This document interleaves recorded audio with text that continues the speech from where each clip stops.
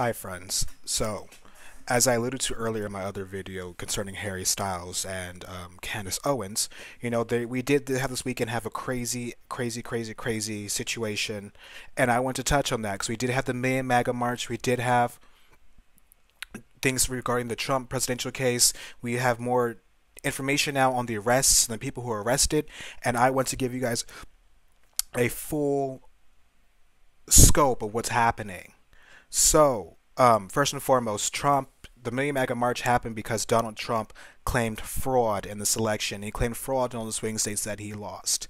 Now, four states, being Georgia, Michigan, Pennsylvania, and Wisconsin, have all thrown out the Trump cases, and they have done so with prejudice, which means they cannot be tried again.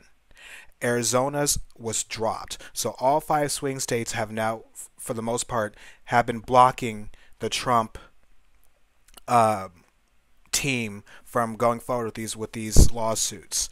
Um, with that said, pretty much according to the Wall Street Journal, they said that attorneys under oath are having a hard time honestly saying they have evidence to find to prove Trump's case, and the evidence that they do have is unreliable and it's inadmissible.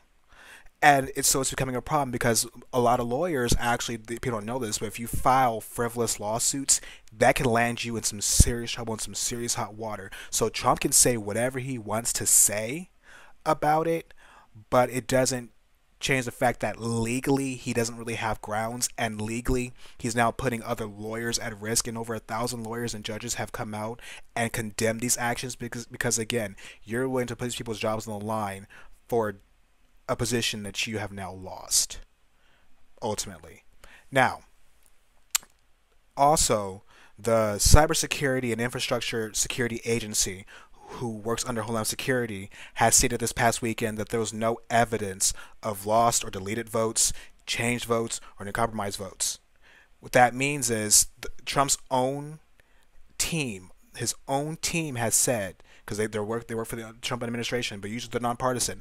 But the Homeland Security under Trump has said that they cannot find evidence saying that any kind of deletion, I know it's not a real word, but it's going to use it today. There's no deletion, there's no losserization, there's no changerization, and there's no compromisation. Nothing has been altered in the way it's been claimed to have been altered.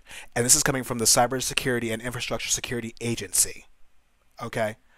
Now, so going forward, this march, this Million Maga March, thousands upon thousands of people marched on DC in support of President Trump because they felt that he had been screwed, and they wanted to make sure that the votes were counted, and the votes that were illegal weren't counted, allegedly. And so they marched in DC in support of President Trump. Now, they had the Proud Boys among them, who are a known hate group. They've been classified as a hate group by the government. They had the Three Percenters, which is a far-right militia group. They had the Oath Keepers, which is another militia group. And they also had Professional Wrong Person, Conspiracy Theorist Extraordinaire, and the former head of InfoWars and YouTube's favorite baddie, Alex Jones, there to make speeches. And I will say this to their credit, it was a mostly peaceful protest during the day. Now, later on, they get pushback and they get counter protests. Most of these protests, most of the area that they covered was the Freedom Plaza and the Black Lives Matter Plaza. And they were confronted by, it's been said, Antifa protesters and Black Lives Matter protesters.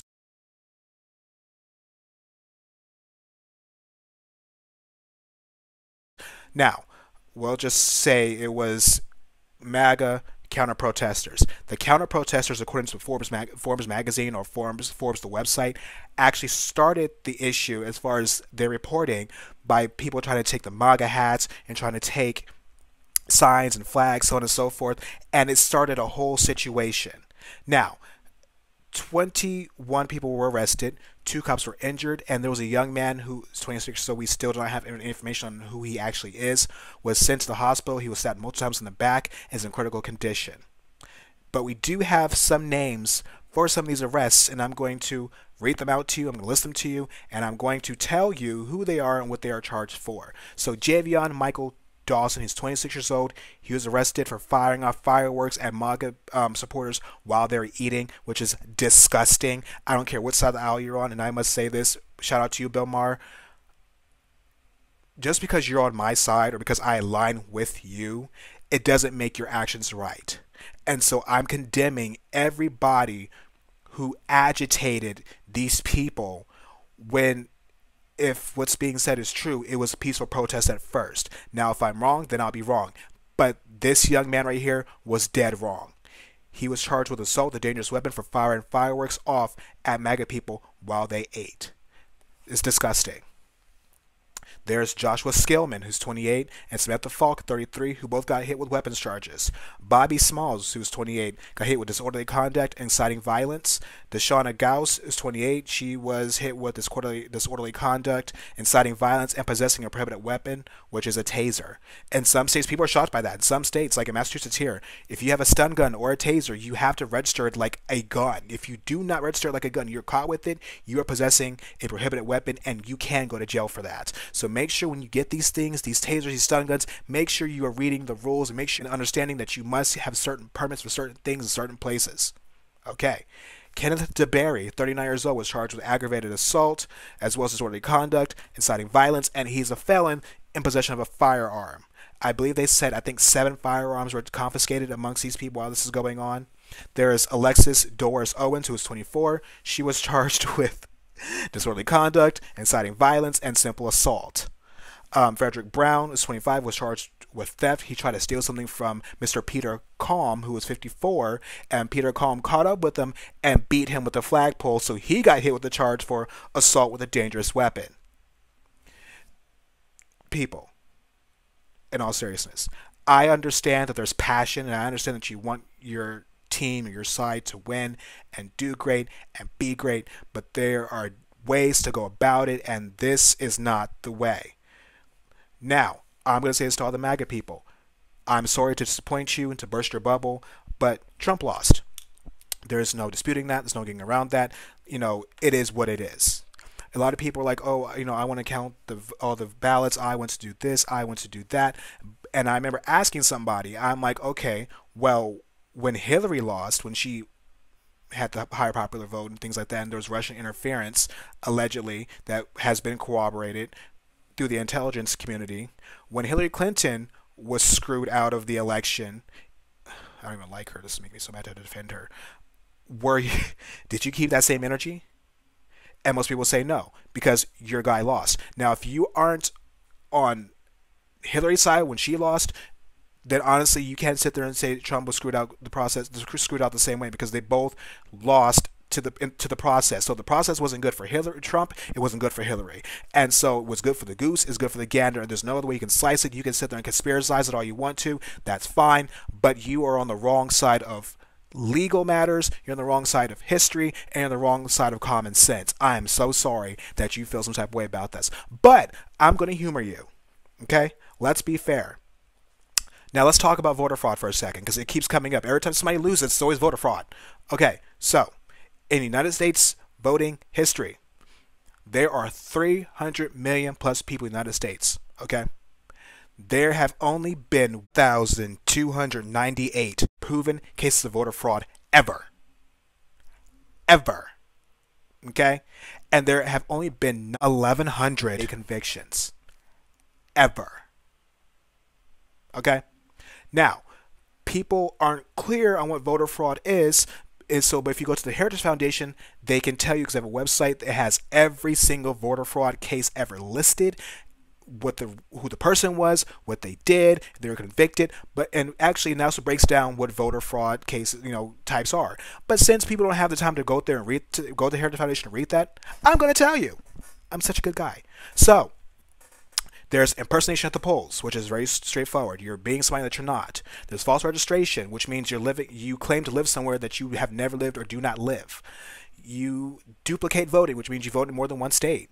You alter the count, throwing away ballots, stuffing ballot boxes, that type of thing. You have a fraudulent use of absentee ballot, which means you're using absentee ballot, but you're not using it the way it's supposed to be used, and you're using it to commit fraud. Very straightforward. Buying votes. Very straightforward. Illegal assistance. In other words, telling somebody which way they need to vote. Um, there's ineligible voting, which means if you're like, for instance, a felon, you are not able to vote, or you have to have it cleared through probation, so on and so forth, what have you. So if you're caught voting, you will go to jail, possibly. And then there's ballot petition fraud. Those are the types of voter fraud that we have in this country, and there have only been 1,000 cases proven. Now, I'm give people the benefit of the doubt here. I'm sure there's probably much more than that, but let's break it down here, shall we? In the state of Georgia, Biden had a 28,000 some change person vote lead on Trump.